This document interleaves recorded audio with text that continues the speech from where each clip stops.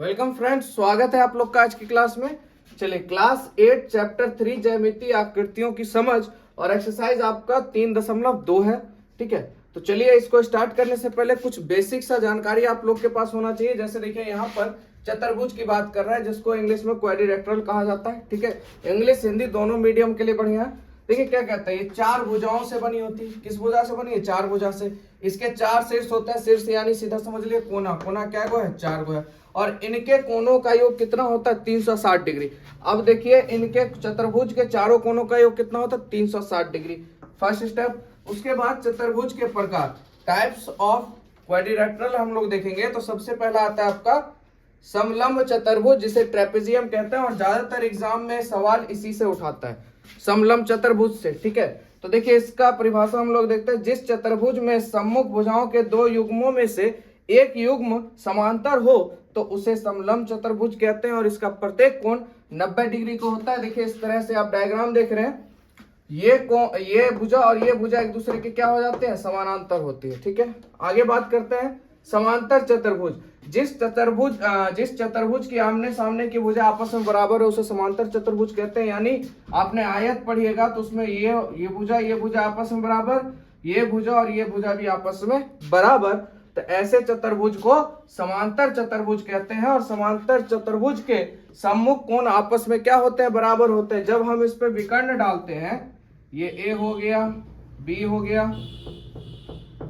A B C और ये D हो गया, ये इस तरह से हम विकर्ण डालते हैं इस पर। ठीक है, तो देखिए क्या कह रहा है यहाँ पे, समांतर चतुर्भुज के सम्मुख कोण जो होते हैं वो आपस में क्या होते हैं? तो एंगल ए बराबर क्या हो जाएगा? एंगल सी हो जाएगा और एंगल बी बराबर एंगल डी हो जाएगा। यानी सम्मुख कोण आपस में क्या होते हैं? बराबर होते हैं। किसमें? समांतर चतुर्भुज में। ठीक है, आगे है समचतुर्भुज रोम्बस। तो देखिए ऐसा चतुर्भुज जिसकी सभी भुजाएं आपस में बराबर होती है, यानी ये भुजा भी आपस में बराबर, ये भी बराबर, ये भी इसके बराबर होती है। ठीक है, यानी उसके बाद इसका प्रत्येक कोण 90 डिग्री का होता है और इसका भी प्रत्येक कोण 90 डिग्री का होता है। और इसके सम्मुख कोण आपस में क्या होते हैं? बराबर होते हैं। जैसे हम कर देते हैं ए बी सी और डी। तो देखिए इस तरह से फिर विकर्ण डलेगा तो एंगल ए बराबर एंगल सी हो जाएगा और एंगल बी बराबर एंगल डी हो जाएगा। उसके बाद एक चीज और हो जाएगा आपका, इसके सभी कोण कितने डिग्री के होते हैं? 90 डिग्री के होते हैं। ये यहाँ पे बात खत्म हो गई। ठीक है, तो ये आपने समचतुर्भुज भी देख लिया। 2 पॉइंट और है, उसको देखते हैं, उसके बाद क्वेश्चन पे चलेंगे। अगला है आपका आयत। ठीक है, तो देखिए इसके आमने सामने की भुजा क्या होती है? आपस में बराबर होती है। देखिए ये आमने हो गया और ये सामने हो गया, ये भुजा आपस में बराबर होती है और प्रत्येक कोण 90 डिग्री का होता है। प्रत्येक कोण कितने डिग्री का होता है? 90। यानी जितने भी चतुर्भुज है या चार रेखाओं से घिरी आकृति, उन सभी में आप एक चीज जान लीजिए, एक चीज कॉमन है कि सभी में प्रत्येक कोण कितने डिग्री का आ जाता है? 90 डिग्री का। और चारों कोणों का योग कितना होता है? 360 डिग्री। ठीक है, उसके बाद बात करते हैं वर्ग की। तो जिसकी सभी भुजाएं आपस में बराबर है, ये और ये और ये और ये सभी भुजा आपस में बराबर है और प्रत्येक कोण 90 डिग्री का होता है। ठीक है, और इसका प्रत्येक कोण बराबर होता है। सभी कोण क्या होते हैं? बराबर होते हैं सभी कोण इसके। इसीलिए हम कह सकते हैं, जैसे मान लेते हैं ए बी सी डी, तो हम कह सकते हैं एंगल ए बराबर बी, बी बराबर सी और सी बराबर डी, यानी इक्वल टू 90 डिग्री। यानी सभी इसके कोण कितने डिग्री के होते हैं? 90 डिग्री की। ठीक है, चलिए अब बात करते हैं प्रश्न की। तो सबसे पहला प्रश्न है आपका, समलंब ABCD में कोण 100 डिग्री का है तथा कोण B 110 डिग्री का है, तब शेष दोनों कोणों की माप बताइए। तो आपको इस कोण और ये कोण, इस दोनों कोणों का माप बताना है। अब एक चीज जान लीजिएगा कि बाबू कभी भी किसी भी चतुर्भुज में जो विकर्ण पड़ता है वो कैसे पड़ता है? ऐसे पड़ता है। एक शीर्ष दो शीर्षों का आपस में योग या दो शीर्षों के कोणों का योग हमेशा 180 डिग्री होता है, या दो सम्मुख भुजाओं का योग, दो सम्मुख कोणों का योग कितना होता है? 180 डिग्री। अब देखिए हम लिख सकते हैं angle A plus angle C बराबर 180 डिग्री। बोलिए, है ना? ए का सम्मुख कोण कौन बनाएगा? सी बनाएगा। आप अगर खींचते हैं विकर्ण तो ए से सी मिलता है, बी से डी मिलता है, तो यानी ये 90 और ये 90, तो कितना? 180 होगा। तो एंगल ए और एंगल सी दोनों को जोड़ेंगे कितना डिग्री? 180 डिग्री। एंगल ए आपका कितना है? 100 है, तो एंगल सी नहीं निकल जाएगा 180। एंगल सी बराबर 180 माइनस 100, तो एंगल सी बराबर कितना 80 डिग्री, है ना। एंगल सी आपका कितना हो जाएगा 80 डिग्री, ये हो गया 80 डिग्री का। ठीक है, अब हम पुनः दोबारा निकालेंगे क्योंकि चारों कोण, दो कोण बताना है तो एक आ गया।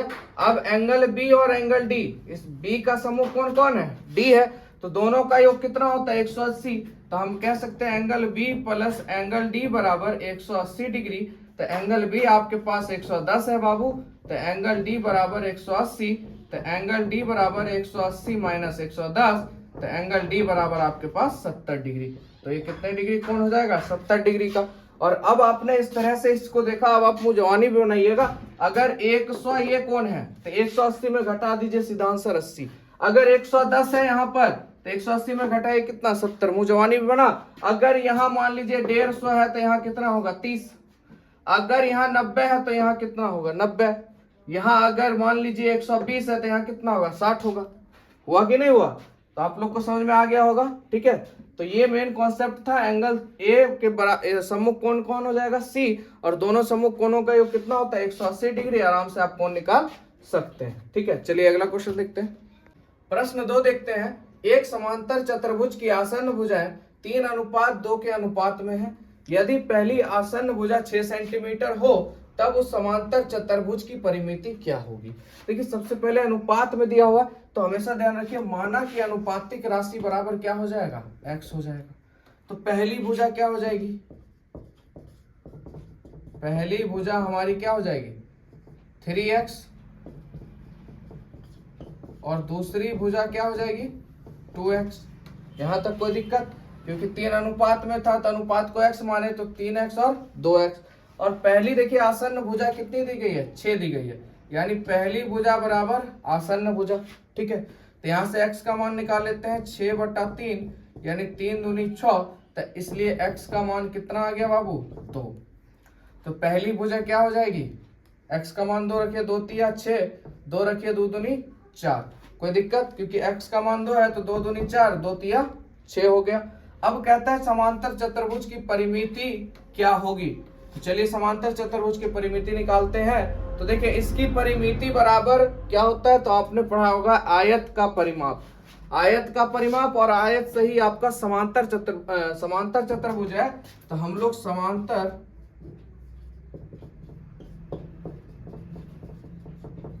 चतुर्भुज का परिमाप की बात करें तो क्या फॉर्मूला होता है 2 × L + B हो जाता है। तो 2 इंटू लंबाई कितनी है आपके पास, पहली भुजा 6 है प्लस 4 है, तो 2 × 6 4 10, 10 दूनी 20 सेंटीमीटर। तो इसका परिमाप यानी परिमिति क्या हो जाएगा 20 सेंटीमीटर। ठीक है, यहां तक किसी को दिक्कत समझने में। चलिए अब आगे चलते हैं। कहता है समांतर चतुर्भुज का एक कोण, बात कर रहे हैं समांतर चतुर्भुज का। तो देखिए डायग्राम बना लेते हैं समांतर चतुर्भुज का। ये इस तरह समांतर चतुर्भुज हो गया, ए बी आपका सी और डी। ठीक है, कहता है एक कोण 120 है, मान लेते हैं ये कोण 120 है। ठीक है, तो उसके बाकी तीनों कोणों की माप क्या होगी, इसके तीनों कोणों की माप क्या होगी, इसको हमको बताना है। ठीक है, तो इसके लिए क्या करेंगे ध्यान रखिएगा। तो आपको पता होगा एंगल ए बराबर इसका सम्मुख कोण कौन सा हो जाएगा सी हो जाएगा, एंगल सी होता है। और एंगल बी बराबर आपका एंगल डी होता है। तो ए का मान 120 है तो हम सी का मान भी क्या कह सकते हैं 120 होगा। ठीक है, अगर ए का मान 120 है तो सी का भी मान क्या होगा 120 होगा। चलिए यहां से चलते हैं, और इस चारों कोणों का योग कितना होता है 360। तो हम करते हैं angle A plus angle B plus angle C plus angle D बराबर कितना 360 डिग्री। तो एंगल ए हमारे पास 120 डिग्री है, एंगल बी पता नहीं, प्लस एंगल सी भी 120 है, प्लस एंगल डी बराबर 360। ठीक है, और यहां से देखिए डी बराबर एंगल बी बराबर एंगल डी है, तो हम एंगल डी बराबर एंगल बी लिख दें तो कोई दिक्कत, क्योंकि डी बराबर एंगल बी हो जाएगा। तो यहां से 120 हो जाएगा 240 plus 2 angle B. Angle B कितने हैं 2 है, तो 2 एंगल बी बराबर 360 हो जाएगा। 240 प्लस में उधर चल जाएगा माइनस में, 2 एंगल बी बराबर 360 माइनस 240 टू एंगल बी बराबर 0 का 120। तो ये खत्म हो जाएगा कितने बार में? 60 बार में। तो एंगल बी का मान 60, तो एंगल बी का मान 60 हो जाएगा, तो इसका भी मान क्या हो जाएगा? 60 डिग्री। यानी एंगल बी बराबर हमारा एंगल डी था, तो दोनों का मान कितना? 60 डिग्री। तो इस तरह से इसका सॉल्यूशन हो गया। चलिए अगला क्वेश्चन देखते हैं। कहता है एक समचतुर्भुज के विकर्ण की लंबाई 6 मीटर एवं 8 मीटर है, तो उसके प्रत्येक भुजा की लंबाई ज्ञात करें। बहुत इंपॉर्टेंट क्वेश्चन है और इस टाइप का क्वेश्चन आपको आगे भी बहुत काम देगा। तो ध्यान से देखिएगा। सबसे पहले ये समचतुर्भुज है, इसका विकर्ण खींच लेते हैं हम लोग। ठीक है, इस तरह से विकर्ण हो गया, ए बी सी और ये डी हो गया। तो यानी आपको क्या दे दिया? AC बराबर, विकर्ण AC है, AC बराबर कितना है? 6, और उसके बाद BD बराबर आपको 8 दे दिया। एक बात बताइए, इस पूरे बराबर ये दे दिया है ना, तो ये यहाँ पे प्रतिच्छेद हो रहा है, तो इसको क्या मान लेते हैं? O मान लेते हैं। अब AC बराबर क्या कहता है? 6 है, तो इसको हम 3, इसको 3 लिखे तो कोई दिक्कत? ये यहाँ से यहाँ तक 3, ये यहाँ से यहाँ तक 3, यानी पूरा विकर्ण कितना? 6। ठीक उसी तरह से BD बराबर 8 है, तो हम इसको 4 और इसको 4 लिख सकते हैं। ठीक है, अब यहां से देखिए एक त्रिभुज का निर्माण हो रहा है। आप कहीं से भी त्रिभुज उठा लीजिए, AOB, DOC, COB, AOB। ये नहीं है कि जैसे हम बना रहे उसी तरह से, कहीं से भी एक त्रिभुज आपको उठा लेना है। तो हम लोग उठा लेते हैं एंगल AOB। ठीक है, सॉरी, त्रिभुज AOB, त्रिभुज AOB की में बात करते हैं, AOB।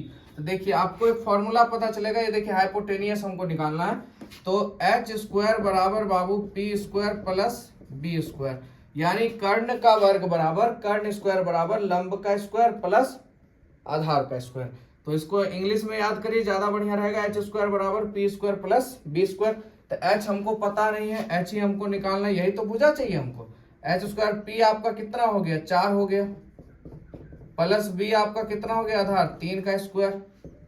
4 चौक 16, 3 तिहाई 9, 16 9 25, यानी h² बराबर 25। तो स्क्वायर है यहाँ पर, ध्यान दीजिएगा, यहाँ पर स्क्वायर है, तो h बराबर स्क्वायर है, उधर जाएगा अंडर रूट में, तो 25 का अंडर रूट कितना आएगा? 5, यानी आपका ये आ गया 5। और आपको पता है कि समचतुर्भुज में सभी भुजा आपस में बराबर होती है, यानी AB बराबर BC और BC बराबर CD और CD बराबर AD। तो इस सभी का मान क्या हो जाएगा? 5।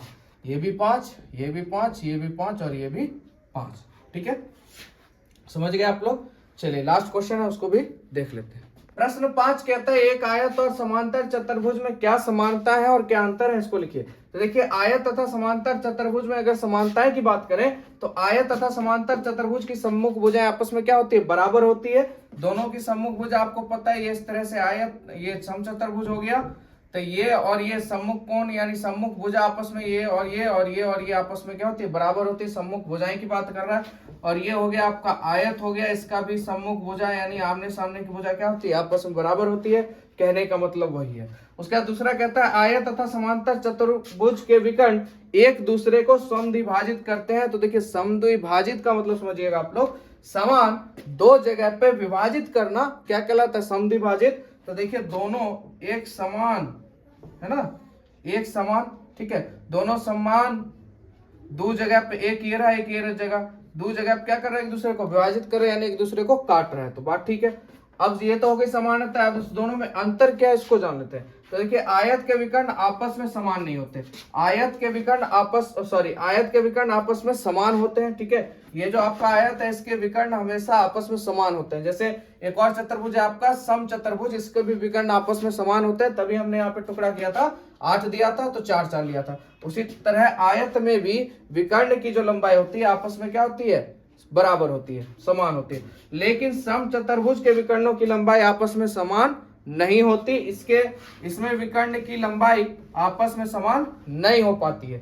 ठीक है, उसके बाद आयत का प्रत्येक कोण समकोण होता है। आयत का प्रत्येक कोण कैसा होता है? समकोण होता है। लेकिन समांतर चतुर्भुज में यह आवश्यक नहीं होता, यह तो इससे कम भी हो सकता है, इससे ज्यादा उम्मीदता कम ही रहता है 90 डिग्री से। ठीक है, तो ये था आपका आयत और समांतर चतुर्भुज में अंतर। ठीक है, तो क्लास खत्म हो गया, एक्सरसाइज आपका खत्म। वीडियो कैसा लगा? अच्छा लगा तो लाइक कीजिएगा, चैनल सब्सक्राइब करिएगा और दोस्तों में जरूर शेयर कीजिएगा।